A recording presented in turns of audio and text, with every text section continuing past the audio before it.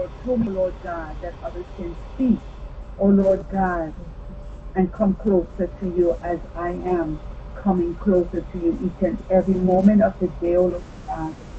Father, your promise has never changed, and you promised me never to be dry, never fainting. Hallelujah, ever blessed, ever prosperous, oh Lord God. And I'm holding on to that promise. For those who love the Lord with all their hearts, we are holding on to the promise, oh Lord God. Our heart is before you. Our face is before you, O Lord God. We lift up our hands, O Lord God, as we bow before you, O Lord God, giving thanks.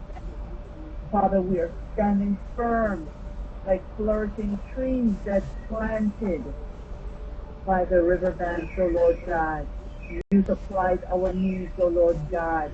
It is by your design and none other, O Lord God, that we live and that we succeed, Father, to bring the victory home to you, O Lord God, to lift you up in glory, O Lord God, bearing the fruit in the season of our lives, O Lord God, that we give thanks, Father.